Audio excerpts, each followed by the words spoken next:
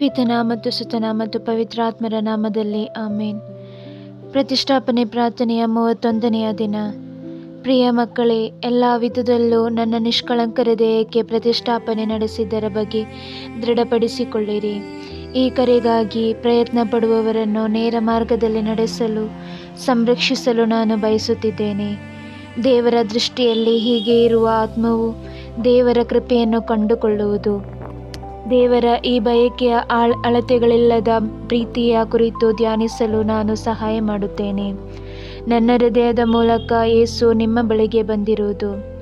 ಆದ್ದರಿಂದ ನನ್ನ ಹೃದಯದ ಮೂಲಕವೇ ಎಲ್ಲ ಹೃದಯಗಳನ್ನು ಯೇಸುವಿನ ಹೃದಯದೊಂದಿಗೆ ಒಂದುಗೂಡಿಸಬೇಕೆಂದು ಅವರು ಬಯಸುತ್ತಿರುವುದು. ಯೇಸುವಿಗೆ ನನ್ನೊಂದಿಗಿರುವ ಪ್ರೀತಿಯಿಂದಾಗಿ ಎಲ್ಲ ಆತ್ಮಗಳಿಗಿರುವ ಕೃಪೆಗಳು ಹೊರಡಲ್ಪಡುತ್ತವೆ. ಸ್ವರ್ಗದ ಎಲ್ಲ ಸಂಪತ್ತು ಈ ಆತ್ಮಗಳಿಗೆ ವಿತರಣೆ ಮಾಡುವುದು. ನನ್ನ ನಿಷ್ಕಳಂಕ ಹೃದಯವನ್ನು ಅವರಿಗೆ ಹಂಚಿಕೊಡಬೇಕೆಂದು ಯೇಸು ಬಯಸುತ್ತಿದ್ದಾರೆ. ಸೀಮಿತವಾದ ಸಮಯವೇ ಬಾಕಿ ಇದೆ.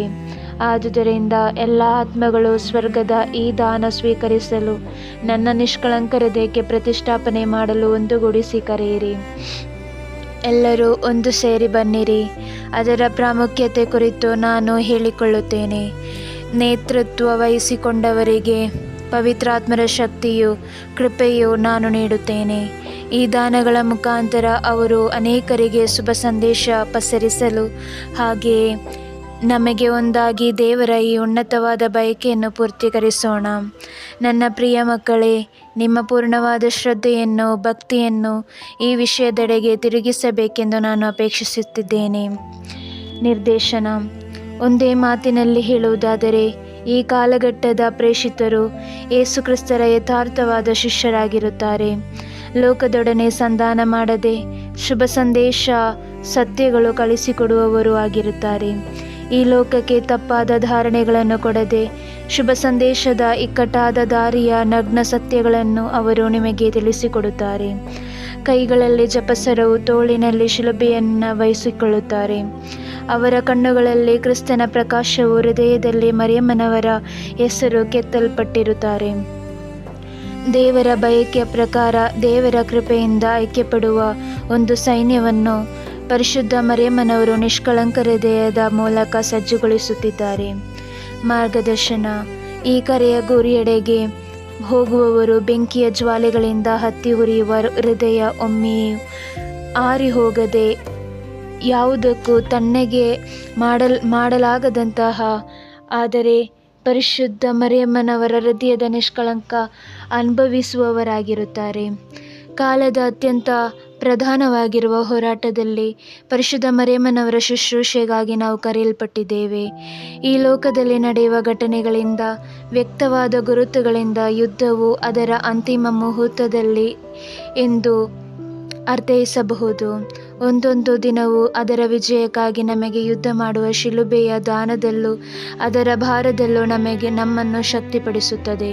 ಕಡೆಯದಾಗಿ ಪುನರುತ್ಥಾನದ ಹರ್ಷದಿಂದ ತುಂಬಲ್ಪಡುತ್ತದೆ. ನಮ್ಮ ಓಟ ಓಡಿ ಮುಗಿಸಿದಾಗ, ವಿಜಯದ ಕಿರೀಟ ಸ್ವೀಕರಿಸುವಾಗ ನಮ್ಮ ತಾಯಿಯ ಹೃದಯ ನಮ್ಮನ್ನು ನಡೆಸಿದೆಂದು ನಮಗೆ ಅರ್ಥವಾಗುತ್ತದೆ. ಒಂದು ಮನುಷ್ಯನಿಗೂ ಅರ್ಥೈಸಲಾಗದಂತಹ ಗುಂಡಿಗಳಿಂದ, ಕುತಂತ್ರಗಳಿಂದ ಒಂದು ಆತ್ಮವು ಬಿಡುಗಡೆ ಹೊಂದಿ ತಾಯಿಯ ಪುಣ್ಯದಿಂದ ನಡೆಸಲ್ಪಡುತ್ತದೆ. ತಾಯಿಗೆ ಮಾತ್ರವೇ ಅದಕ್ಕೆ ಸಾಧ್ಯ. ಕೊನೆಯ ವಿಜಯದ ನಿಶ್ಚಯವಾಗಿದೆ ನಮ್ಮ ಪ್ರತಿಷ್ಠಾಪನೆ. ಧ್ಯಾನ. ಓ ಮರಿಯಮ್ಮನವರ ನಿಷ್ಕಳಂಕ ಹೃದಯವೇ, ನಿಮ್ಮ ಮಾತ್ರ ಹೃದಯದ ಆಲಿಂಗನದಿಂದಲೂ ನೀಲ ಮೇಲಂಗಿಯ ಸಂರಕ್ಷಣೆಯಲ್ಲೂ ನಮ್ಮನ್ನು ಅಡಗಿಸಿರಿ. ನನ್ನ ಕುರಿತಿರುವ ದೈವಿಕ ಪದ್ಧತಿ ಅರಿಯಲು ನನಗೆ ಸಹಾಯ ಮಾಡಿರಿ. ಯೋವಾನನು ಬರೆದ ಶುಭ ಸಂದೇಶ 18ನೇ ಅಧ್ಯಾಯ 37ನೇ ವಾಕ್ಯ. ಪಿಲಾತನು, ಹಾಗಾದರೆ ನೀನೊಬ್ಬ ಅರಸನು ಎಂದು ಕೇಳಲು ಯೇಸು, ಅರಸ ಎನ್ನುವುದು ನೀವು ಹೇಳುವ ಮಾತು. ಸತ್ಯವನ್ನು ಕುರಿತು ಸಾಕ್ಷಿ ಹೇಳುವುದು ನನ್ನ ಕೆಲಸ. ಅದಕ್ಕಾಗಿ ನಾನು ಹುಟ್ಟಿದುದು, ಅದಕ್ಕಾಗಿ ನಾನು ಜಗತ್ತಿಗೆ ಬಂದುದು. ಸತ್ಯಪರರೆಲ್ಲರೂ ನನ್ನ ಮಾತಿಗೆ ಕಿವಿಗೊಡುತ್ತಾರೆ ಎಂದು ಹೇಳಿದರು. ದಿನಂಪ್ರತಿ ಹೇಳತಕ್ಕ ಪ್ರಾರ್ಥನೆ.